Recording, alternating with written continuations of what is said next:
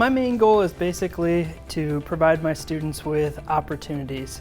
When they leave this program, I'm hoping that they'd be interested in going either into the electrical industry or into the energy industry. Both are super opportunities right now in the economy for careers. We're here at OTC. We've actually learned hands-on for electricity, learning how to be an electrician, energy. It means like a step in the door so I can understand what my work would be after I get out of OTC. I am planning to pursue a career as an electrical journeyman after I complete my apprenticeship.